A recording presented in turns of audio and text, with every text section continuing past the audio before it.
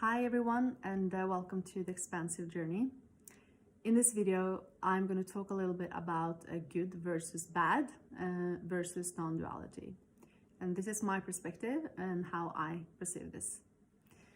And in life, we tend to chase what feels good, right? We tend to chase the good, or what we perceive as positive.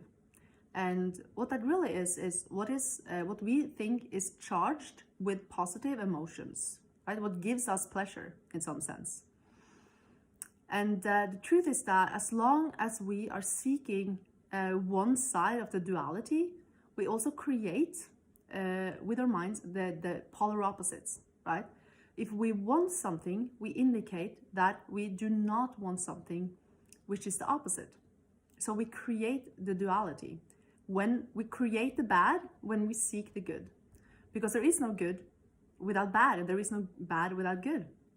So when we seek to feel good, we unconsciously create a sense, we create an aspect of the universe that feels bad, that we reject, right? And that rejection is actually what makes it feel bad. And for example, in non-duality, everything is one. And emotions are seen for what they are, and all the aspects of the universe wants to be seen for what it truly is. It wants to be recognized and accepted by consciousness, which we ultimately are. And when we seek pleasure and avoid pain, which is sort of in like seeking pleasure is the same as avoiding pain in some sense.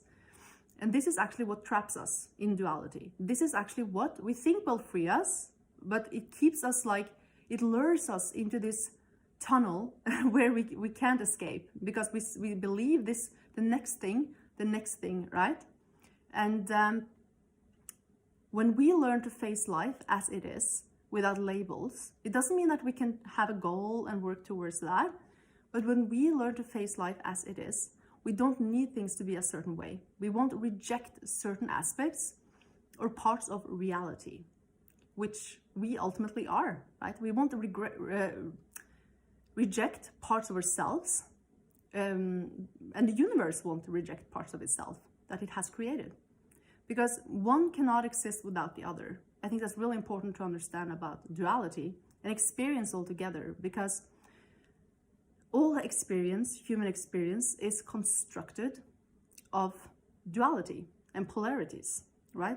We can't have up without down, and we can't have left without right. So we can't have good if we don't also have bad. So what is good and bad? It is, again, it's aspects or desires and aversions, in a sense. That's what they call it in Buddhism, desire and aversion.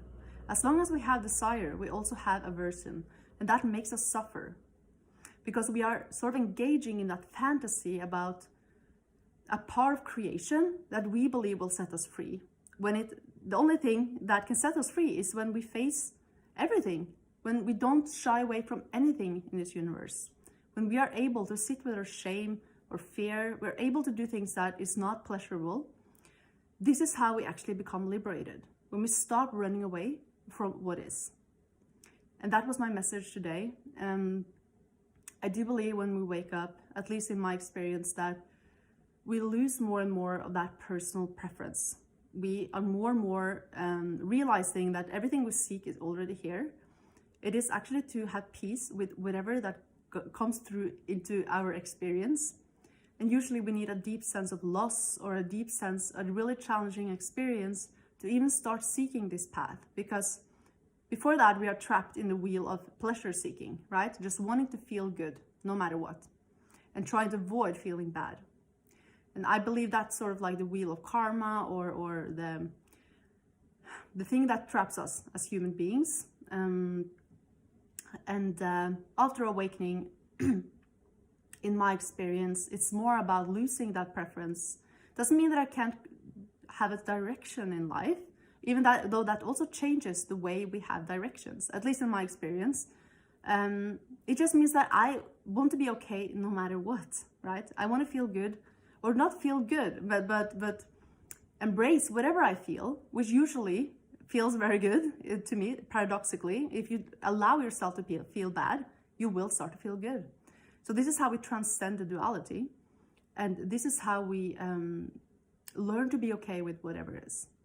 And in my experience, navigating life after awakening is very different than before.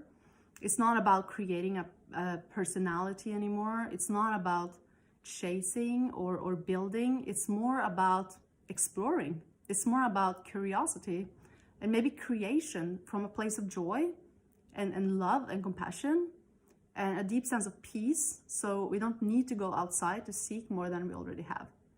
But the path there is really challenging in my experience, also because there is so deep conditioning in the human race that we need something to be happy, right? Like joy and emotions, what we seek is outside of ourselves. And it feels like that before we wake up. And after awakening, things changes. So if this message resonates with you, then you can watch my free masterclass, or you can check out my services in the link down below. And also subscribe to this channel and give a like if you enjoyed this video, and leave me a comment below if you have also noticed this change in your preferences and how you experience good versus bad after awakening. Okay, namaste.